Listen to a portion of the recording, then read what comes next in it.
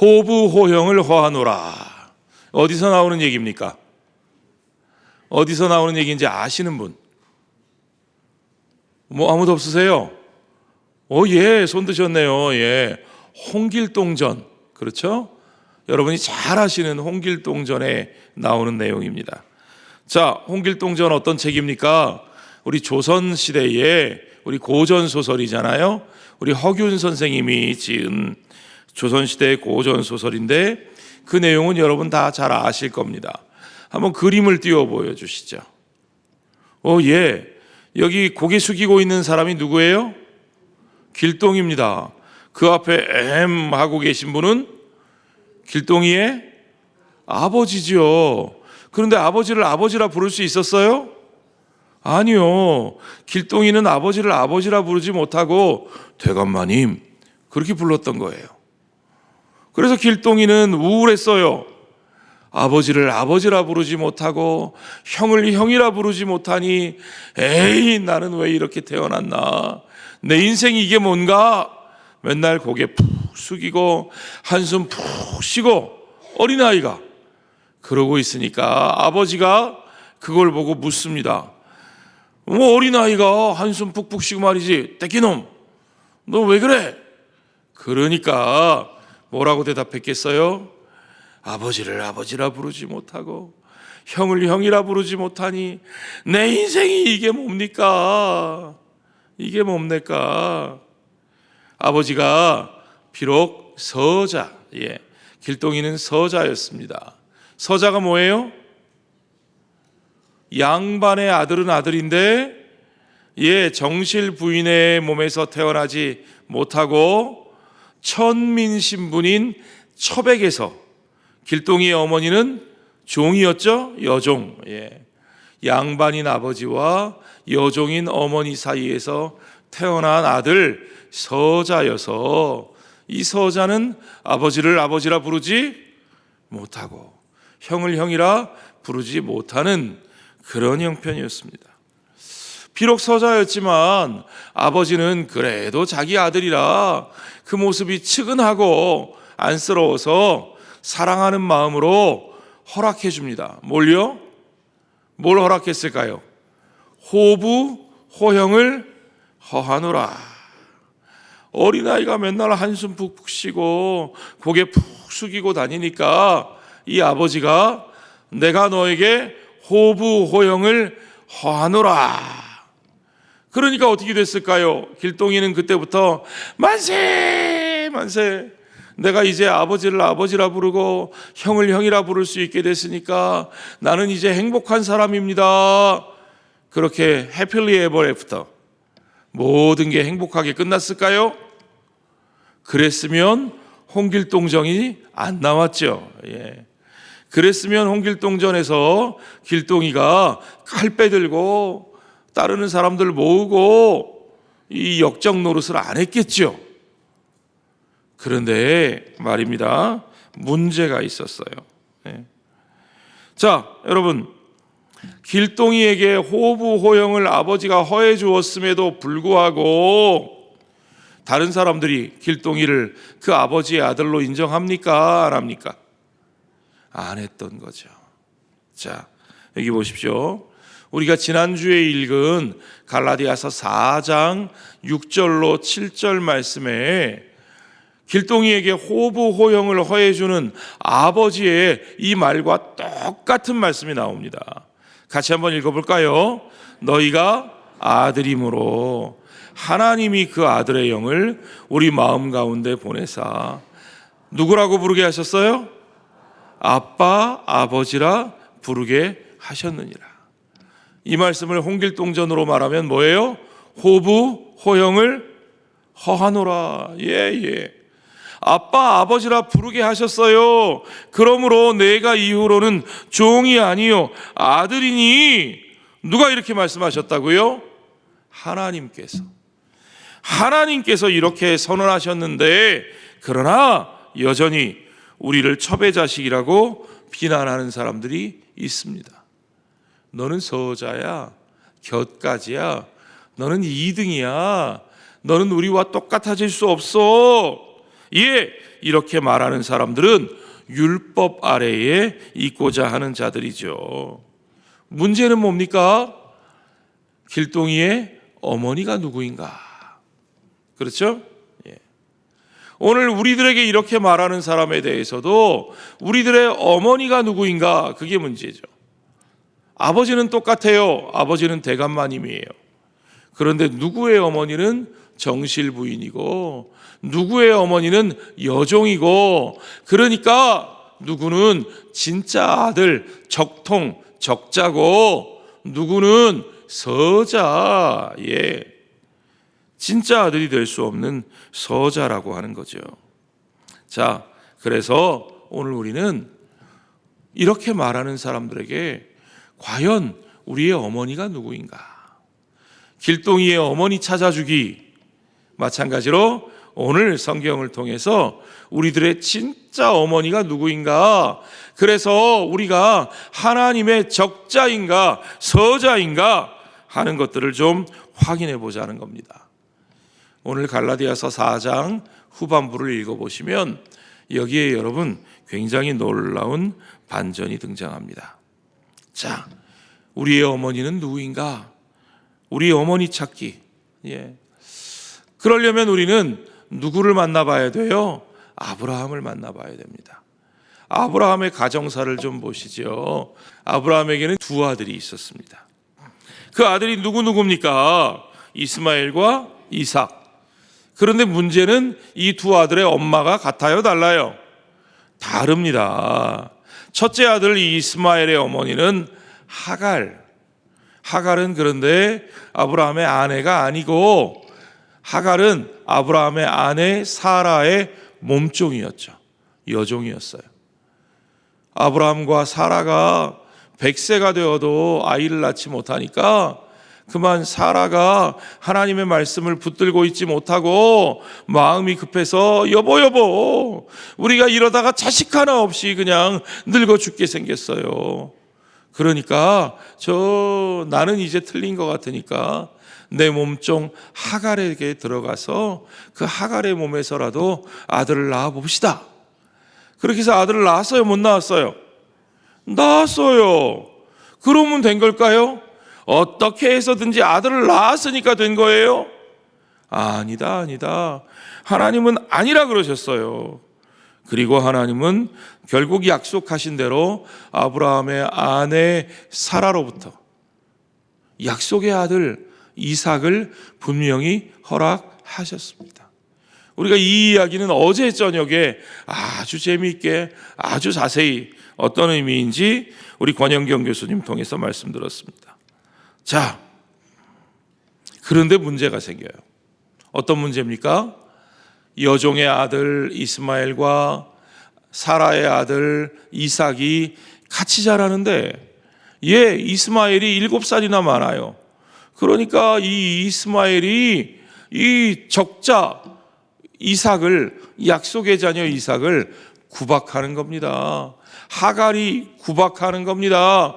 그러니까 정실 부인 사라가 그 꼴을 보고 있어요, 없어요? 안 되죠. 못 참는 거죠. 여보! 저것들 내쫓아요! 당장에 내쫓으세요. 아브라함의 마음이 어땠겠어요? 아니, 아무리 여종의 아들이라도 내가 낳은 아들인데, 내 아들인데 홍길동의 아버지 대감마님처럼 마음이 아프고 걱정이 됐겠죠.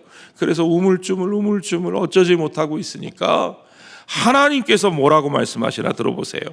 창세기 21장 12절입니다.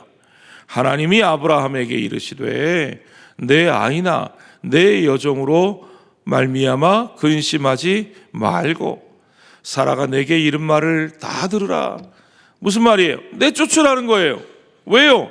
하나님께서 하갈도 지켜주시고 이스마엘도 보호하셔서 하나님께서 그들로 큰 민족을, 큰 나라를 이루겠다고 하셨어요. 그리고 이삭에게서 나는 자라야 내 씨라 부를 것임이라고 다시 한번 그 약속을 확인해 주셨습니다. 여종에게서 낳은 아들은 아브라함의 씨가 아니고 약속의 자녀가 아니고 오직 사라에게서 난 그 아들만 약속의 자녀고 하나님의 씨로 불리울 것이라고 말씀하신 거죠. 여기까지만 들으면 우리는 오해하기가 쉽습니다. 그래? 그러니까 하갈에게서 난 자들 이스마엘의 자손들, 오늘날의 아랍 족속들, 사라의 몸에서 난 아들 이삭의 후손들, 오늘날의 유대인들, 그러니까 유대인들만 하나님의 약속의 자녀고, 그러니까 그들이 약속의 땅을 차지하는 것이 당연하고, 그러니까 유대인들이 아랍 족속들을 그 땅에서 몰아내는 것, 그것이 당연한 거구나.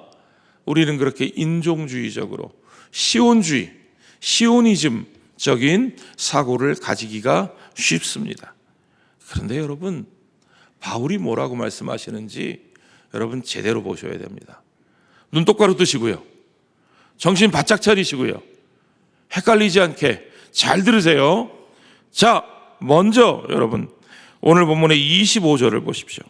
25절 같이 읽겠습니다. 이 하갈은 아라비아에 있는 신의 산으로서 지금 있는 예루살렘과 같은 곳이니 그가 그 자녀들과 더불어 종노릇하고. 자, 하갈이 아라비아에 있는 신의 산이래요. 신의 산이 어떤 곳이에요? 하나님께서 이스라엘 백성들에게 뭘 주셨어요? 율법을 주신 곳이죠. 율법을 주신 그 신의 산은 지금 있는 예루살렘과 같은 곳이래요. 이 당시 사도 바울의 시대 예루살렘 어떤 곳이에요? 율법을 지키고 성전에서 예배를 드리는 유대인들의 그 터전, 유대인들의 본향, 그것이 예루살렘입니다. 그런데 놀라운 것은 그 예루살렘과 같은 곳이 누구라고요? 사라라고요? 하갈이라고요? 하갈이라는 거예요. 왜요? 그것이 왜 하갈입니까? 하갈은 신의 산으로부터 종을 낳은 자래요. 그것이 예루살렘인 이유는 뭐냐? 하갈의 자녀 이스마엘은 약속의 자녀가 아니라 종노릇하는 자라는 거예요. 그런데 이 종노릇하는 자들이 어떤 자들이냐? 바울 당시 예루살렘에 있던 자들. 그들은 어떤 사람들이에요?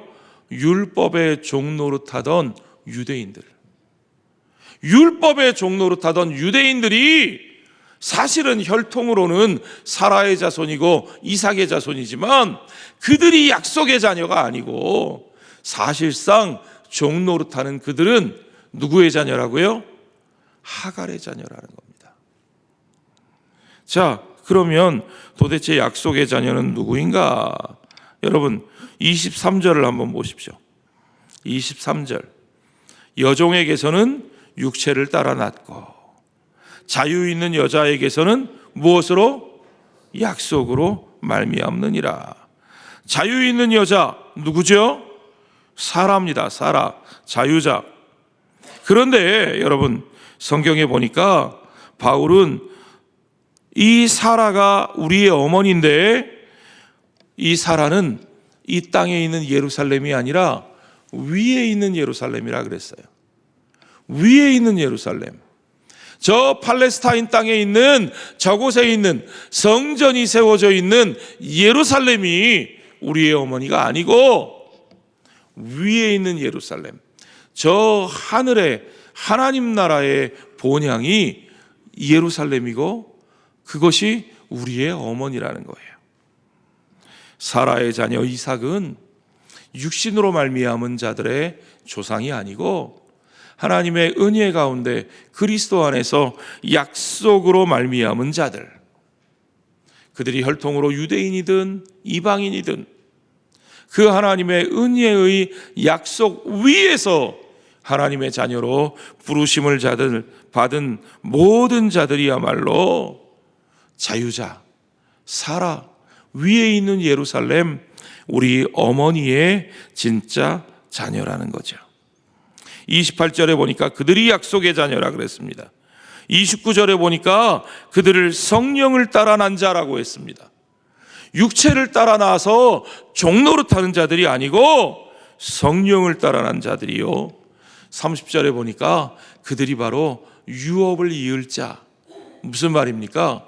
아버지의 상속을 받을 적통, 적자, 진짜 아들이라는 거죠. 자, 여러분, 여기서 바울이 말하고 있는 우리는 누구를 말합니까? 유대인입니까? 이방인입니까? 바울은 지금 이방인 형제들에게, 갈라디아에 있는 이방인 형제들에게 이 편지를 쓰고 있다는 사실을 여러분 분명히 아시죠? 그 이방인 형제들에게 4장 28절에서 바울은 이렇게 말합니다. 형제들아, 너희는 이삭과 같이 약속의 자녀라. 갈라디아에 있는 너희 이방인들, 너희가 육신적으로는 분명히 이방인이지만 그러나 너희는 육신을 따라 난 자가 아니요 이삭과 같이 약속의 자녀라. 그러므로 너희는 위에 있는 예루살렘 우리의 어머니 사라로부터 태어난 하나님의 약속의 자녀들이요 유업을 물려받을 적통 상속자라고 분명하게 말씀하고 있습니다. 그런데 문제는 이 약속의 자녀들을 핍박하는 자들이 있습니다. 29절에 한번 보십시오. 그러나 그때에 육체를 따라 난 자가 성령을 따라 난 자를 박해한 것 같이 이제도 그러하도다. 성령을 따라 난 자들, 약속의 자녀를 핍박하는 자들이 있어요. 그들이 누구라고요? 육체를 따라 난 자들. 육체를 따라 난 자들이 이스마엘이 이삭을 핍박했던 것처럼 오늘날도 육체를 따라 난 자들이 오히려 성령을 따라 난 자들을 핍박한다는 겁니다.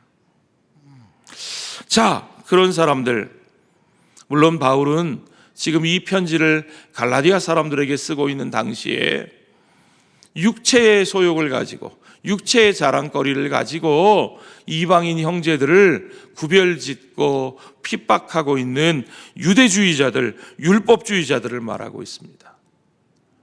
그들은 율법주의적인 종교를 가지고 있는 사람들입니다.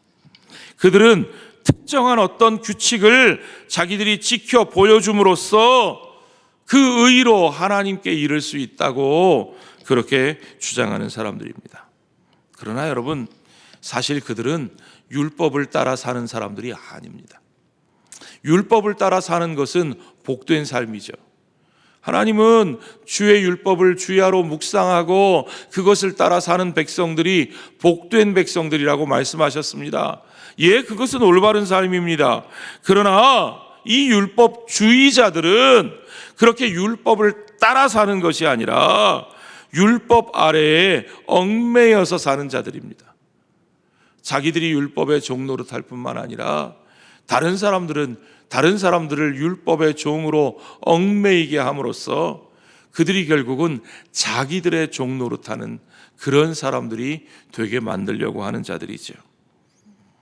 우리로 하여금 율법을 지키는 훌륭한 삶을 살게 하는 그런 길이 아니라 그들이 걸어가는 길은 율법에 매여서 멸망하게 하는, 결국은 정죄와 멸망 속에 무너지게 하는 길입니다.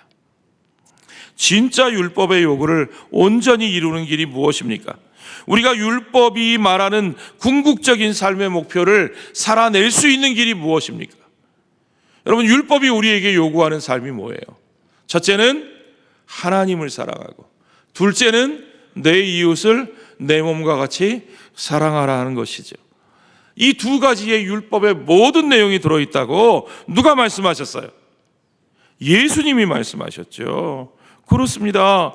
그런데 우리가 그렇게 살아가는 길은 오직 율법의 마침이요 율법의 목적이 되시는 예수 그리스도의 길, 우리를 위해 십자가에서 자신을 내어주신 예수님의 그 십자가의 죽으심, 그것밖에는 없다는 사실을 여러분 믿으시기 바랍니다.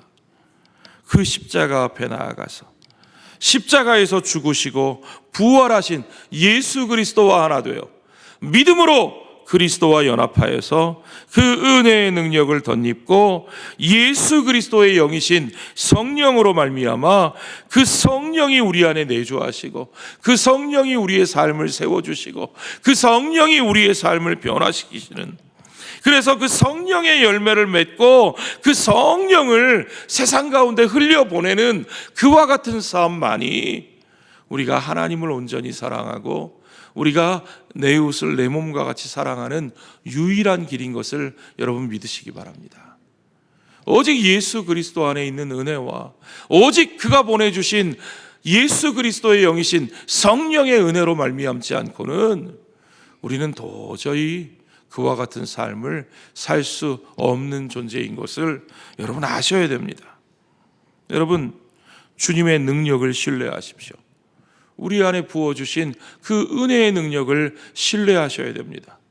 그 은혜의 능력이 아니고 어줍지 않은 우리의 육신의 노력으로 살면 여러분, 우리 육신과 비교할 수 없는 수백 배, 수천 배, 수만 배 크신 능력으로 그 은혜로 우리를 이끄시는 하나님의 은혜를 우리가 무용지물로 만들어버리게 됩니다. 어째서 우리는 그 보잘것없고 무능하고 이미 실패한 우리 육신의 기준으로 돌아가려고 하는가? 바울이 안타깝게 호소하는 건 바로 그 얘기입니다. 너희가 어째서 그 무능하고 아무짝에도 쓸모없는 그것으로 돌아가려고 하는가? 율법은 오직 우리의 그 무능을 드러내고 인정하고 하나님이 예비하신 예수 그리스도의 그 은혜 앞으로, 그 구속의 은혜 앞으로 우리를 인도하는, 나아가게 하는 초등교사 도구에 불과하다고 바울은 분명하게 우리에게 가르쳐주고 있습니다. 자, 그런데요 여러분, 바울의 시대뿐만 아니고 오늘 우리들의 삶 가운데서도 이스마엘들이 이삭들을 핍박합니다. 왜 그럴까요? 여러분, 이삭을 핍박하는 것이 왜 이스마엘일까요? 이삭도 아브라함의 자녀고 이스마엘도 아브라함의 자녀인데 왜 아브라함의 자녀들끼리 핍박할까요? 이거 분명합니다. 여러분 잘 들으셔야 됩니다. 복음은요, 종교와 담쌓은 무신론자, 종교에 관심이 없는 자들, 그런 자들보다 종교에 열심인 사람들에게 더 위협적입니다. 아무 관심이 없는 사람들, 전혀 종교적이지 않은 사람들은 복음에 대해서도 별 신경 쓰지 않습니다. 그러니까 그들은 복음을 대적하지 않습니다. 그런데요 여러분, 복음을 제대로 알지 못하면서 자기들의 인간적인 종교에 열심인 사람들, 인간적인 종교심을 가지고 자기 의를 내세우고 자기 열심을 인정받고 자기가 꽤 괜찮은 사람이라고 인정받고 살고 싶은 사람들, 그런 사람들은요, 그런 사람들에게는요 복음이 위협이 됩니다. 왜 복음이 위협이 될까요? 복음이야말로 그 사람들의 실체를 드러내거든요. 그 사람들이 하는 일이 아무 소용없는 짓이라는 걸 복음이 드러내거든요. 그들이 대단해 보이지만 사실은 헛껍데기에 불과하다는 것을 복음은 폭로해 버리거든요.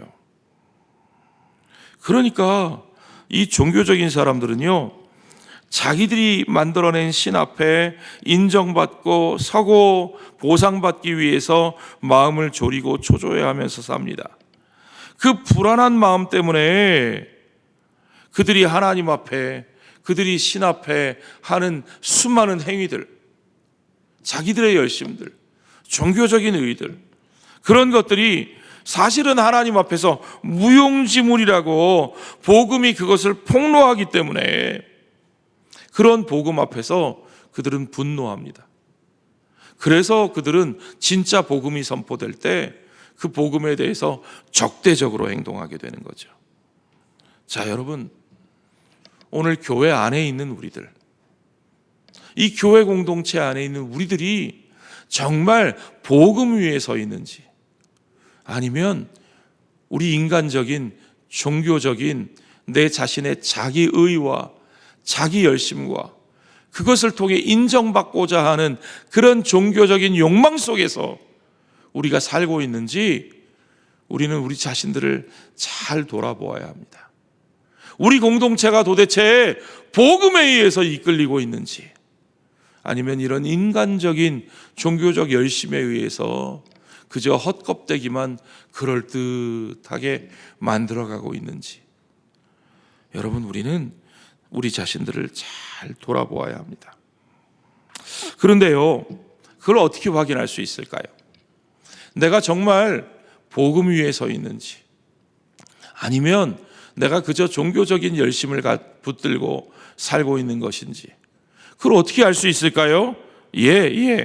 그걸 알 수 있는 알아보는 방법 하나는요, 내가 내 기준을 가지고 다른 사람들을 핍박하고 있지는 않는가.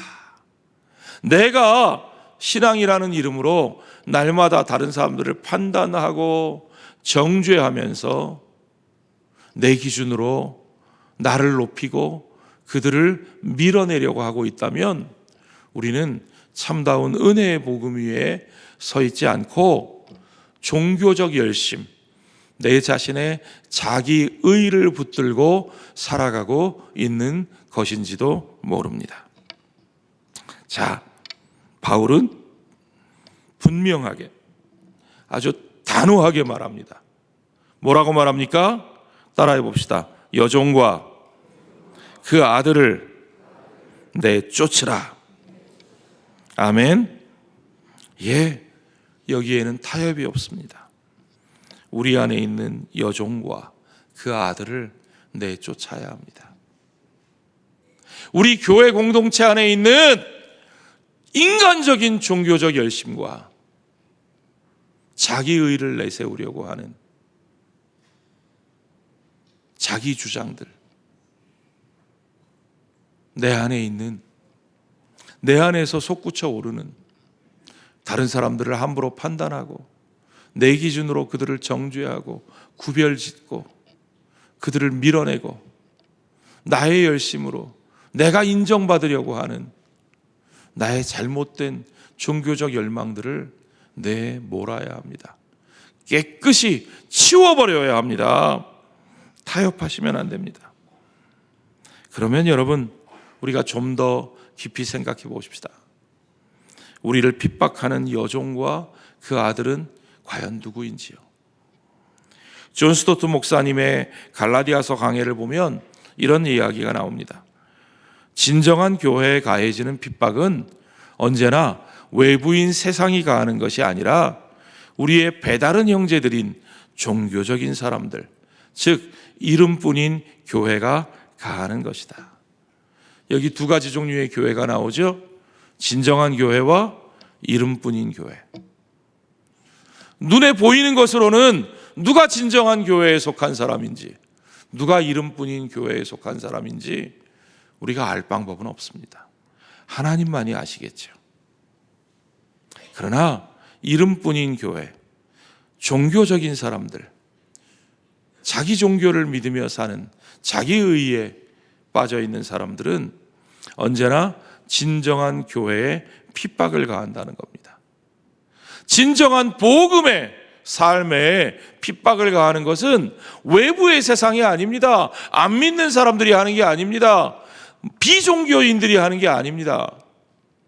종교적인 척하는 사람들, 자기 의를 내세우고 인정받고 그것으로 남들과 비교하며 살아가는 사람들, 그것으로 구별짓고 파당을 나누고 그것으로 자기 목소리를 인정받고 싶은 사람들. 오늘날 복음적 신앙의 숙적은 불신자들이 아니라 어쩌면 그 이름뿐인 교회, 그러나 우리의 눈에는 번듯한 교회처럼 보이는 화려한 건물과 수많은 사람들과 그럴듯한 제도와 권위 있는 위계와 그 모든 것들로 우리를 압박하는 그 이름뿐인 교회가 오늘날 복음적인 신앙의 대적이 되고 있다는 겁니다. 이삭은 그때뿐만 아니라 오늘날도 언제나 이스마엘에 의해서 조롱당하고 박해를 받습니다. 그래서 갈라디아서 4장 9절을 보면 바울은 우리에게 한 번 더 분명하게 당부합니다. 같이 읽을까요? 이제는 너희가 하나님을 알 뿐 아니라 더욱이 하나님이 아신 바 되었거늘 어찌하여 다시 약하고 천박한 초등학문으로 돌아가서 다시 그들에게 종노릇하려 하느냐. 너희가 어찌하여 하나님이 너희를 아신 바 되었거늘 너희가 그 하나님을 이제는 알게 되었거늘 하나님이 너희를 그 자녀로 예수 안에서 부르셨고 너희가 자녀이면 그 유업을 받을 상속자인 것을 너희가 분명히 알거늘 그런데 어찌하여 너희가 또다시 약하고 천박한 초등학문으로 돌아가서 하나님의 종이 아니라 그들의 종으로 살려고 하느냐. 그들이 누굽니까? 우리를 인간적인 기준으로 편가르고 나누고 판단하는 그 사람들, 자기 육신의 자랑을 내세우는 그 사람들. 우리가 그 약하고 천박한 초등학문으로 돌아가면 바로 그런 사람들의 종노릇을 하게 된다는 겁니다. 우리가 하나님의 종일 뿐만 아니라 심지어는 하나님도, 우리의 참 주인 되신 하나님도 우리를 종이라 하지 않으시고 우리를 가들이라 자녀라 하셨는데 우리가 어찌하여, 말도 안 되죠. 어찌하여 우리가 그런 육신의 자랑을 내세우는 자들의 종노릇을 할 수 있다는 말입니까? 우리가 왜 그들에게 휘둘립니까? 여러분, 하나님의 자녀들이 육신의 자랑거리를 내세우고 육신의 기준으로, 세상적인 기준으로 우리 자신의 의의를 내세우려고 하면 우리는 반드시 엉뚱한 사람들의 종노릇하는 그런 인생이 될 수밖에 없습니다. 여러분은 어떤 때에 종노릇하십니까? 오늘 여러분을 하나님의 자녀로 살지 못하게 하고 위축되고 움츠리고 두려워하며 억지로 끌려다니며 쇠사슬에 매여 그렇게 살아가게 하는 것들이 뭡니까? 내 자신에 대한 사람들의 평가, 판단, 아무 쓸데없는 것에 목숨 걸고 경쟁해서 내가 그들을 이겨야 된다는 세상적인 가치 기준들, 교회 안에서 남들이 나를 몰라주면, 나를 알아주지 않으면 상처받고 시험받고, 마치 그러면 내 인생이 정말 무가치해지는 것처럼, 아무것도 아닌 것처럼 그렇게 끌려다니고 시험받고 상처받고 쓸데없는 것에 내 인생을 허비하며 살아가는 그런 삶이라면, 그 약하고 천박한 세상의 초등학문으로 우리가 살아간다면, 그래서 남들 눈에 어떻게 좀 들어보려고 내게 없는 것을 꾸미고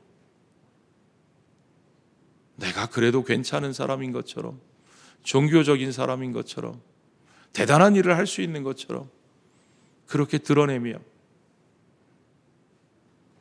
그렇게 살아간다면 우리는 끊임없이 상처받고, 우리는 끊임없이 얽매이고, 우리는 끊임없이 종노릇하는 사람이 될 수밖에 없습니다. 여러분, 오늘 여종과 그 아들은 도대체 어디 있습니까? 우리 교회 공동체 안에 버젓이 자리 잡고 있지는 않습니까? 아니, 오히려 그런 이들이 주인 노릇하고 있지는 않습니까?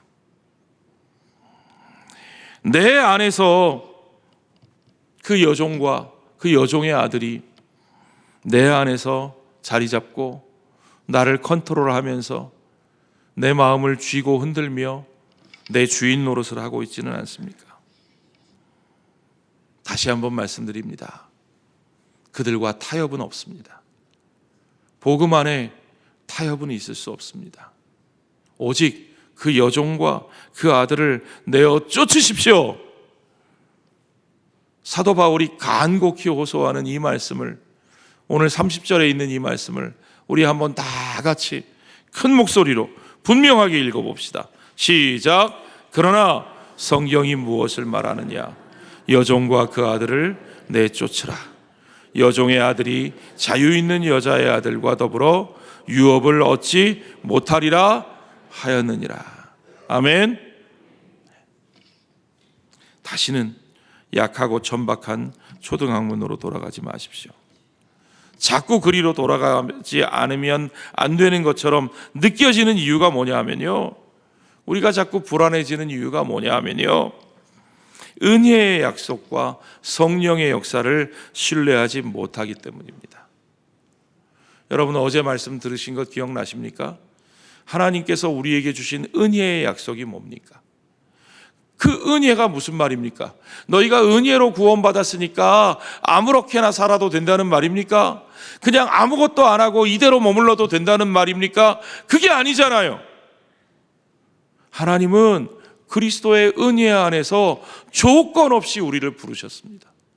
우리가 원래 어떠한 사람이든지, 우리 아까 백 목사님 말씀하신 대로 내가 무식한 사람이든 유식한 사람이든, 내가 부유한 사람이든 가난한 사람이든, 내가 이전에 죄를 많이 지었든 좀 덜 지었든, 우리가 누구이든지 간에 하나님은 조건 없이 그 은혜로 우리를 부르셨고 우리를 받으셨고 우리를 주의 자녀로 인치셨습니다. 아멘. 주의 자녀로 인치신 그 자녀의 삶에 대해서 하나님은 분명한 목적과 열심을 가지고 계시는데, 그것이 무엇이냐? 예수 그리스도를 닮은, 하나님의 맏아들 예수 그리스도를 닮은 온전한 하나님의 자녀의 형상을 그 안에, 그의 삶 가운데 이루어내시는 것을 여러분 믿으시기 바랍니다. 만군의 여호와의 열심이 이 역사 가운데 그것을 이루어내십니다. 신실하신 하나님의 은혜의 약속이 우리의 삶 가운데 그 약속을 이루어내십니다. 우리 안에 착한 일을 시작하신 그가 주 예수 그리스도의 날까지 그 약속을 우리 안에 이루어 주시는 것을 믿으시기 바랍니다. 이 은혜의 약속을 믿으십시오. 그 은혜의 약속을 이루시기 위해서 주님은 우리에게 약속하신 성령을 부어주셨습니다.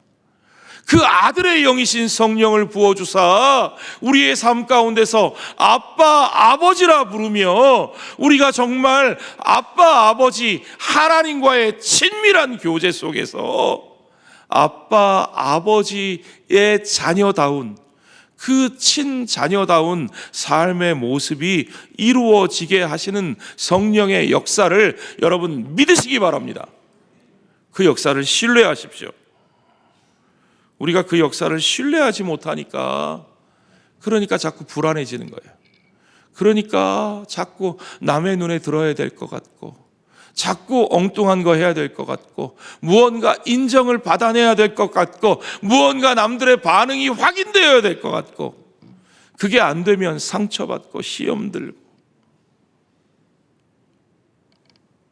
여러분, 그것은 여러분을 다시 종노릇하는 삶으로 몰아가는 겁니다. 그 은혜의 약속과 성령의 역사를 신뢰하고, 여러분, 내가 진짜 하나님의 적자 참 아들임을 믿고, 그것이 오직 그분의 약속과 은혜의 선물로 주신 것임을 알고, 그 은혜 안에서 믿음으로 순종의 삶을 살아내는 저와 여러분 되시기를 주의 이름으로 축원합니다. 나를 핍박하는 육신에 속한 자들이 적통이 아니고, 날마다 자신들을 뽐내며 드러내며 내가 이만큼 되는데 너는 나만 못하지 하고 나를 기죽이는 그들이 진짜 하나님의 적통이 아니고, 오직 약속과 성령으로 난 우리가, 따라해 봅시다. 내가 그 유업을 받을 상속자다. 아멘. 예. 그 은혜의 약속을 굳게 붙드시고 지금도 내 안에서 살아 역사하시는 성령 하나님과 더불어 오직 은혜와 믿음과 그 믿음으로 말미암은 순종의 삶을 살아내는 저와 여러분 되시기를 주의 이름으로 축원합니다. 축원합니다.